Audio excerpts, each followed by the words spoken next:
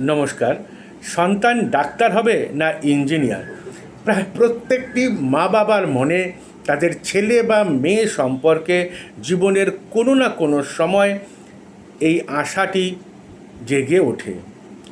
আজ অতি সংক্ষেপে এই কোন কোন দিক বিবেচনা করে জ্যোতিষশাস্ত্র অনুসারে আমরা বলতে পারি যে ডাক্তার হওয়ার সম্ভাবনা আছে, সেই সম্পর্কে দু চারটে কথা বলবো।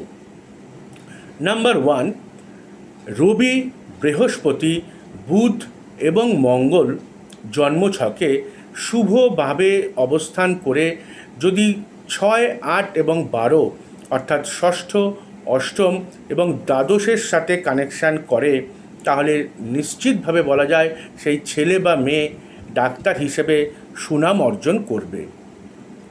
এখানে কোনো জ্যোতিষীয় কোনো রত্ন ধারণ বা কবচ ধারণের প্রয়োজন পড়বে না। রবি আমাদের কী দেয়? রবি দেয় আমাদের স্বাস্থ্য এবং আত্মা। মঙ্গল থেকে আসে সার্জেন মানে অপারেশন করার ক্ষমতা, শল্য চিকিৎসা। বৃহস্পতি জ্ঞান এবং ওষুধের কারক। বুধ দেয় বিশ্লেষণী ক্ষমতা। ষষ্ঠ ঘর থেকে বিচার করি রোগ। অষ্টম ঘর দেয় গবেষণা এবং মৃত্যু। দ্বাদশ ঘর থেকে বিচার করা হয় হাসপাতাল।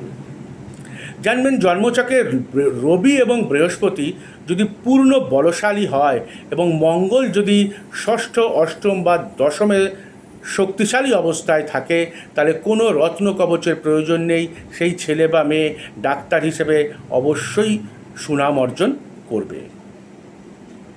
কোনোভাবে জন্মছকে যদি শুক্র, চন্দ্র এবং বুধ কেন্দ্রে বা ত্রিকোণে অবস্থান করে, অথবা এদের মধ্যে যে কোনো একটি লগ্নে থাকবে, বাকি দুটি কেন্দ্রে বা ত্রিকোণে থাকলে নিশ্চিতভাবে বলা যায় শুভভাবে থাকতে হবে। যদি কোনো গ্রহ পীড়িত না থাকে, নিশ্চিতভাবে বলা যায় সেই ছেলে বা মেয়ে ডাক্তার হিসেবে সুনাম অর্জন করবে। কোনো রত্ন কবচের কোনো প্রয়োজন তার জীবনে পড়বে না। বৃহস্পতি যদি কোনোভাবে ষষ্ঠ, অষ্ট বা দ্বাদশে অর্থাৎ দুস্থানে চলে যায়, কিন্তু যদি শুক্র এবং চন্দ্রের সঙ্গে সম্পর্ক করে, শুভভাবে যদি থাকে, কোনো অশুভ গ্রহ দ্বারা পীড়িত যদি না হয়, তাহলে অবশ্যই সেই ছেলে বা মেয়ে ডাক্তার হিসেবে সুনাম অর্জন করতে পারবে। অল্প সময়, তাই আমাকে শেষ করতে হচ্ছে। বাকি রয়ে গেল আরও অনেক কিছু। ভালো থাকবেন।